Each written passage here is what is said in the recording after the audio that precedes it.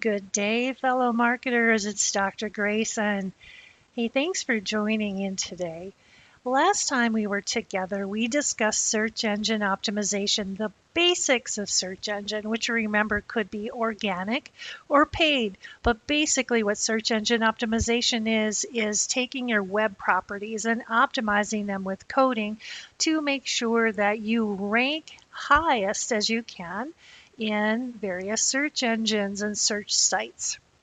So that said, the second thing we are going to focus on talking about search engine optimization is the concept of keywords. We discussed this a little bit last time, but I want to spend a little bit more time and show you some tools that you can use to analyze keywords for your strategy.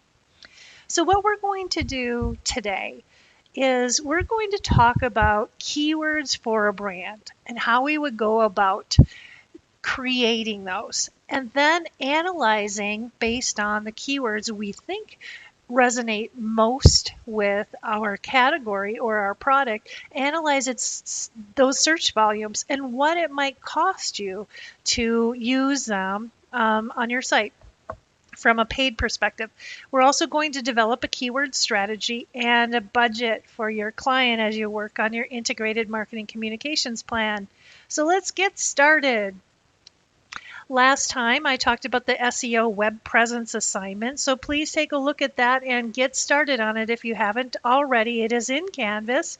The first thing you're going to do is you're going to complete an SEO strategy, which we went through in the last video. And you're also going to complete a keyword analysis, which we will focus on keywords today. And then finally, you're going to take those two worksheets and all of the great strategy that you've created and develop a one-page executive summary based on your client's brand and how you recommend optimizing their SEO strategy. So again, there is the worksheet. This is in the assignment. This is for the strategy.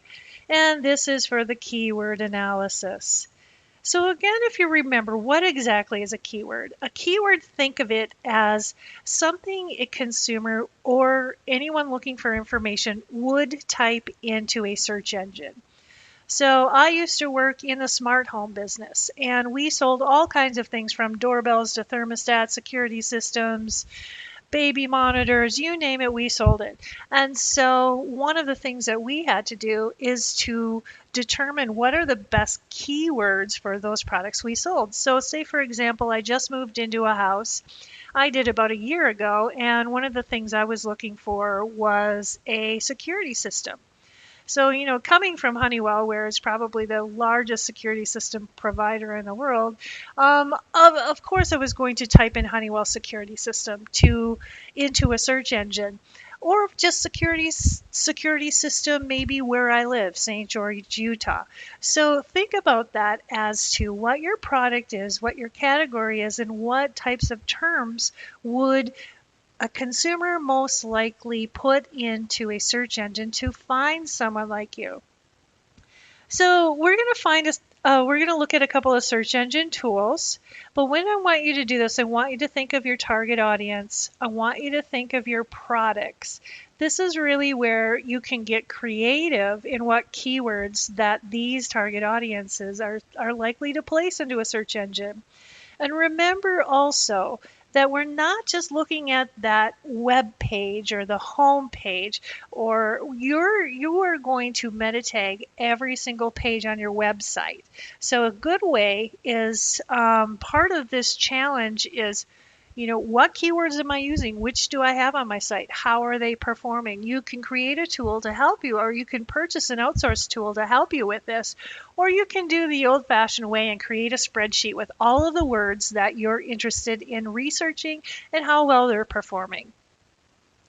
So one of the things that you want to start off with doing is discovering keywords. So one thing that I like my students to do, or if I'm working with a business, is I like to go through a brainstorming session where we think of what words would a consumer put into a search engine. So let's say, for example, you are a frozen yogurt provider and you're in a particular city. and you've got this little store shop, and it's your own business. You don't have a chain. So we would brainstorm. What do you think consumers would place into a search engine? Yogurt, maybe ice cream, perhaps dessert. Yogurt, St. George, Utah. Yogurt, ice cream, Minneapolis, Minnesota. Or even perhaps a zip code. So what you're trying to do is predict which keywords a consumer is going to place into the particular website. So let me show, I've showed you here, there's different free tools out there that can help you with this. So one of the things I did last semester was I looked at the keyword professor, to see how many times people searched on the keyword. So let's go into this. This is actually Neil Patel. He is an SEO expert, and he's got this great site, neilpatel.com/ubersuggest, and I have these tools in in Canvas for you to look at later. So this is a great way to look at different possibilities for keywords. So what am I going to look at? Let's say I am interested in starting a marketing consulting business, something I hear from many of my students. So I want to know, what are the best keywords for that? So you can put marketing consulting or marketing consultant into the keyword there. Then you're going to select your region. So I'm going to select the United States, and then I'm going to search on it. All right, so here's what Neil is going to tell us. So there's a lot of great information here. Okay, so Neil tells us that the search volume within the last month is 9,900 people. So yeah, guess what? You are not alone. There are many marketing consultants out there. In fact, marketing help has been searched on 9,900 times. So this is a significantly high search term. And here we've got SEO difficulty. So what an SEO difficulty is the estimated competition in organic search. So again, remember, organic is not paid. It's from the meta tags that you put on your website. And the higher the number, the more competitive that it is. So you can see here that it's still saying that the difficulty is relatively easy. Not a lot of people bidding on the keywords, at least from what Neil is telling us. And paid difficulty is now the paid, and so the higher the number, the higher the click. But look at here, this is where you're going to get your budget.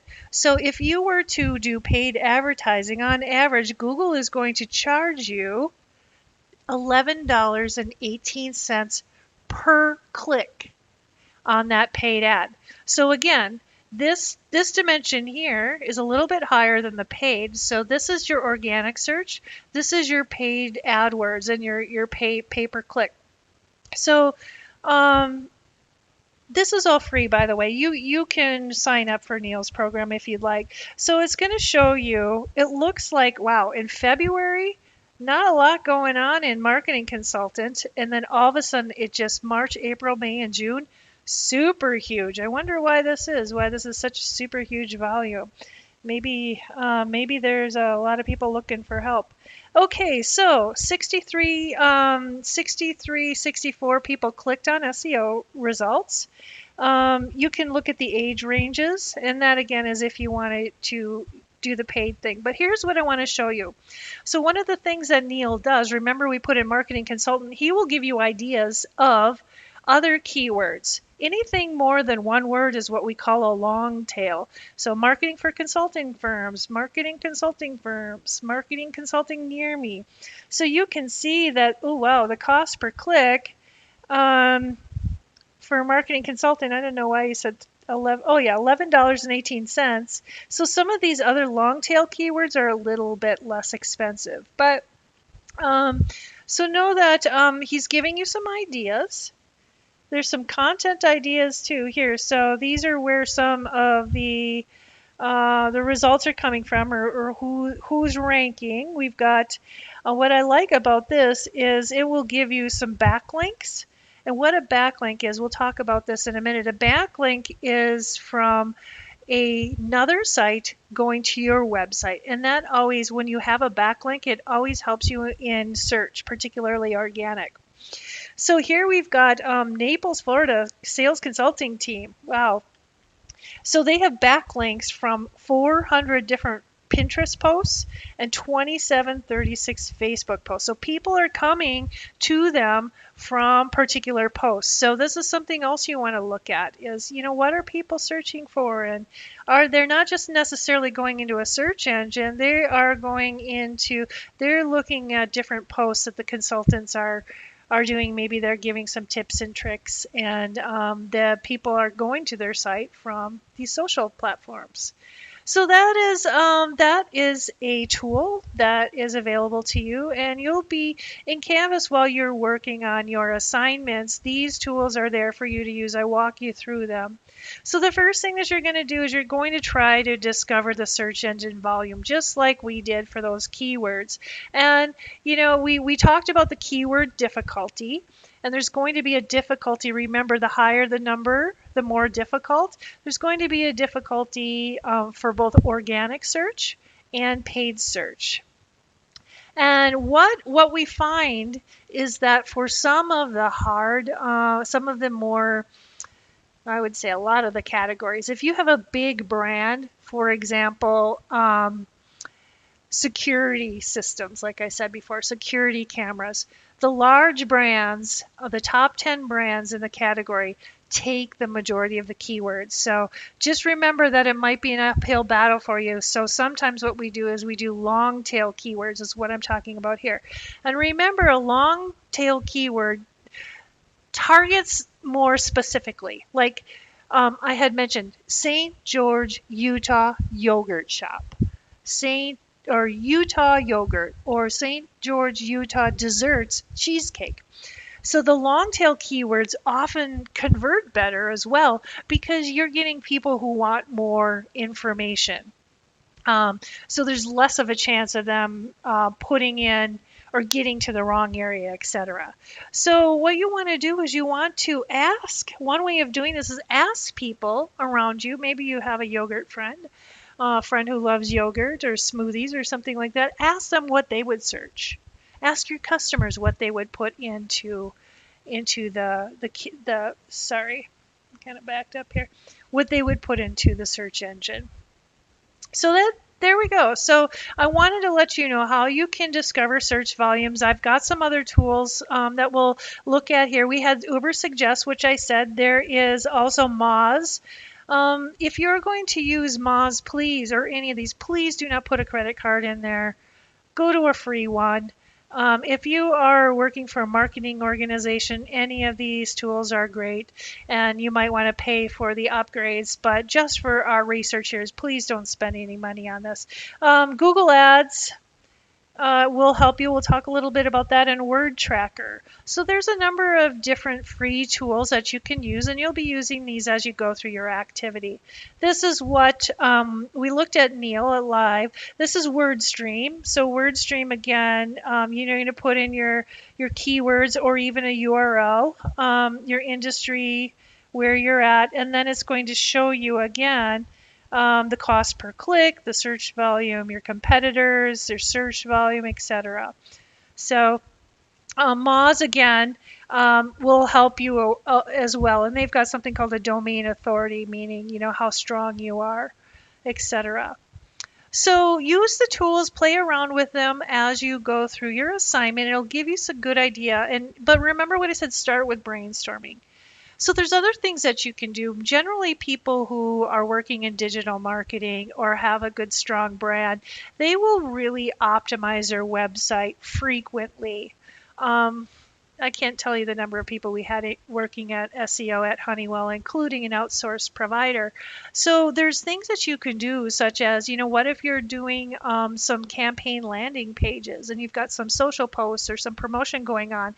Feel free to take advantage of seasonal AdWords like yogurt Christmas or Christmas cheesecake. Anything that you think, Valentine's Day candy, anything you think that a consumer might be looking for, might place into a search engine. You can also do it by regions, as we found. So, when you're using a Google Keyword Planner, you're going to want to have a region or a sub-region, whether that's a state, a county, a town. The geospecific research is really going to help you get more conversion if you have a storefront or if you're in a particular market. Clearly, if you are you have just a web store, an e-commerce site, and you've got, within the United States or you're global, you might want to target areas that are most likely to search and buy from you. Again, it's all about the segmentation, the targeting, the positioning, and taking advantage of particular geographies will be good for you. So don't just think of yourself. One thing I need to remind you of, and always, is that whatever we're doing, we have to compare to our competitors. We do not want to copy them. We want to demonstrate our clear value for our proposition in everything we do. So, but you'll want to know what our competitors bidding on. So I told you a little bit about Honeywell, and I showed you last time when we looked at organic and paid search in the basics class.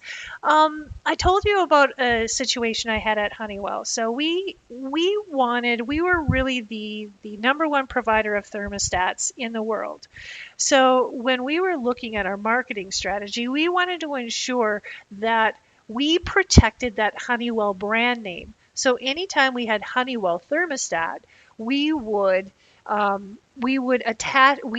bid on those keywords because we didn't want Nest or some other thermostat provider coming in and bidding on that Honeywell name. So you can do the same. Say for example, you've got your cheesecake shop and your St. George cheesecake, and your competitor is Red Rock cheesecake. You can certainly bid on Red Rock cheesecake, or put Red Rock cheesecake in your meta tags, so that you might outrank or outperform. Maybe you are the underdog and you want to get the business or the traffic coming in from the competitor.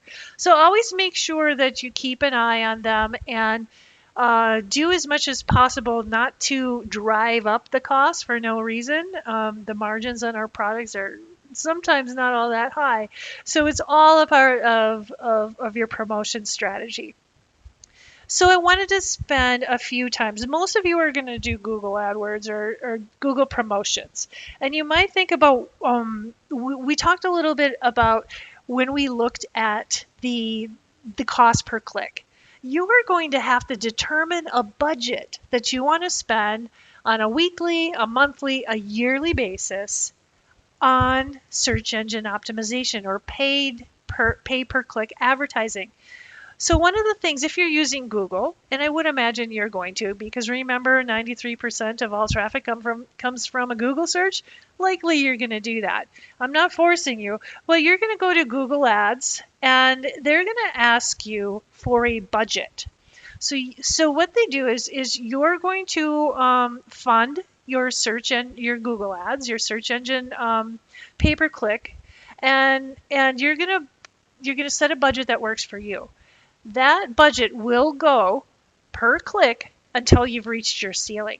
You can tell them I want to spend $50 a week, $100 a week, $1,000 a week, a month, a year, etc. But you have to tell them that. You also need to tell them what your goal is, which I think is really great, because remember, a call to action and an objective needs to align to your SMART goals.